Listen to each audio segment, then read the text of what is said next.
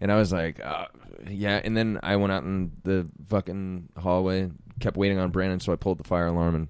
What? Yeah, dude, pulled the fire alarm at like holy shit 1 o'clock in the morning for no reason. Thanks, asshole. Just because I was upset. I had to get him out of the bathroom. To get him out of the bathroom, and just being generally upset that I wasn't able to. Now, of course, he hook up wasn't with her. in there going to the bathroom. No, he was looking in the mirror. Looking in the mirror. You know him doing his OCD. Yeah, his OCD. His what are those called? Where you have to like lock the door 3 times before you leave it. I forget.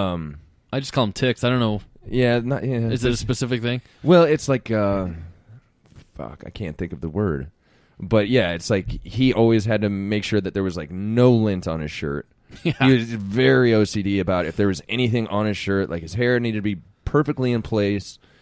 I never understood that coming from a guy who never looked perfect who could never figure out a way to at least shower or shave for once every fucking 5 months. Yeah. But he took such pride in every hair being in the right place and his clothes being perfectly clean. But his hair wasn't perfect. And his I didn't think clothes so weren't either. like spotless either. Yeah, he's wearing dirty shirts. Remember that concert he was singing? Oh my god. He sang for us in a when we small played time and he brought his goddamn gym shirt. We're waiting high on him school. for like ever, which we knew. And if you're someone who has this affliction, don't you go, okay, I better start getting ready now because it's going to take me 2 hours to walk out the door, and I know that. Right. So I should get started. But he wouldn't. No. Never would. And so we're just waiting on him. He finally shows up. It's our first time performing in public. Yeah, the first time that we're performing as this band. He is our singer. I'm on drums. Like, this is brand new to all of us. My wife at the time, she was like working that night, so it was kind of like really cool, and all of our friends were coming down to see us. He shows up like a half hour late. Half an hour late. We haven't even started yet. We haven't even started. He shows up to. A half an hour late, wearing a dirty gym sleeveless T-shirt, gym shirt. That the sleeves were like cut off. Yeah, and it wasn't like, oh, this will be cool. It'll look rock and roll. It was like, so what's going on, dude? Is everything okay? Right. You look like you're a little displaced. He look, yeah. Like, everything okay at like, home? Yeah. Let's go. I'm ready. I never understood that, and it's such a shame too, because Brandon, he had such a good voice with certain songs that we did, and he had a really good opportunity to impress some people, and he just couldn't give a shit. He just was like, didn't care. I don't care, man. But he cares. So maybe it was pretty rock and roll. I guess he didn't give a fuck. I can't. I just remember that show, my drum head giving out. Because you had the electronic. I had the electronic trigger kit that fucking broke on me, like in the middle of the first fucking song. It was like right at this is how a heartbreak. And then and then all you hear is right. So then I had to like switch around the drums and then tape it and then glue it, and it just fucked up everything. It was awful. We made a great impression. We really did. Started late. Yeah. Drums break. We finally get started. Equipment failure. Yeah. It was not a very good setup. I think we recovered nicely because there were if I remember correctly, and I'm positive of this, but there was some older couple that came up to us in between our sets, and they wanted us to play their barbecue at their house. Yeah. Do you remember that? Yeah.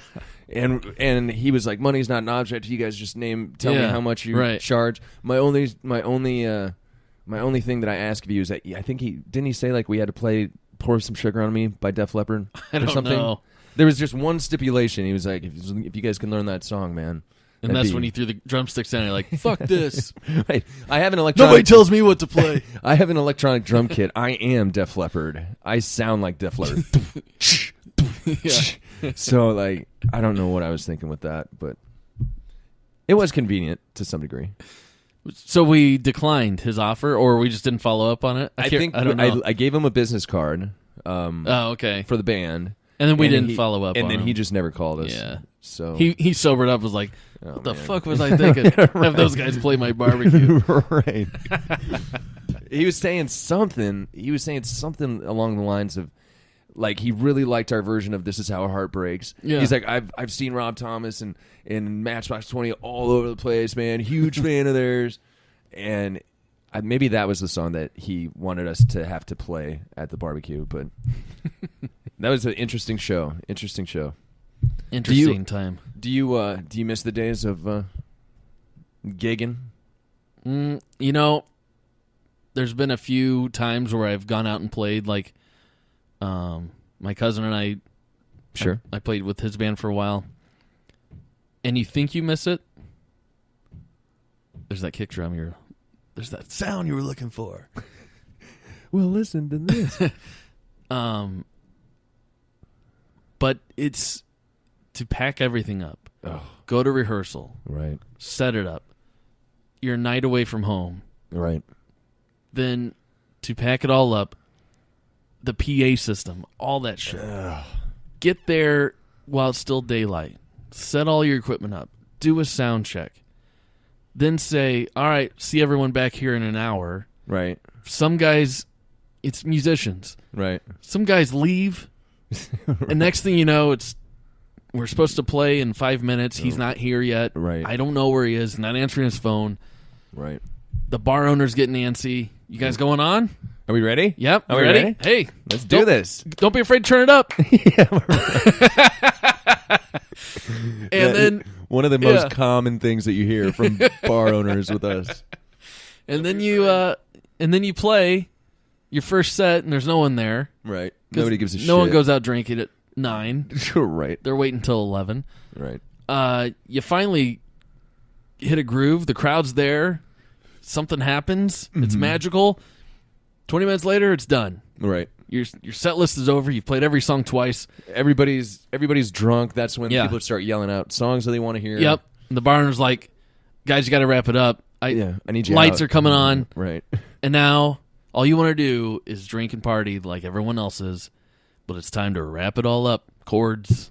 Pack it. Put it all in your car. Then get home. Do you leave it in your driveway? It's not safe. Right. Bring it in. You got to bring it. And you're just exhausted by the end of it. It's a young man's game. It is a young man's game.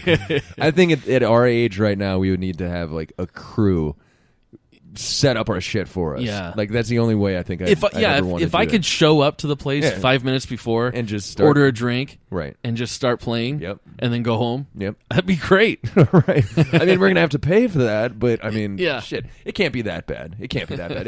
If we make, $500 a night and, give some couple guys $100. Yeah. Hey, you guys can drink on us all night. You just have to set our shit up. I think that could be done. I think that could be done. You got to get going, man. Is it about that time? It's about that time. Yeah. Now you're going bowling right now, right? Yeah. And then you're going to go see Marie? No, I'm going to go see Marie. And then you're going to go bowling? Yeah. Okay. Well, you tell Marie I said hello. All right. You do me that favor? I will. Okay. We are brought to you again by topextracts.com. Check them out. Kratom is the one that I tried. Very, very intense and very, very cool of them to send us all that stuff and the pill machine and everything that they sent us. Topextracts.com. Very cool people. Go check them out. Joe, thank you for being here next week, Tuesday. Sounds good. Sounds good. All right. Thank you guys for listening to the Bill and Joe Show. We'll talk to you next week. Later.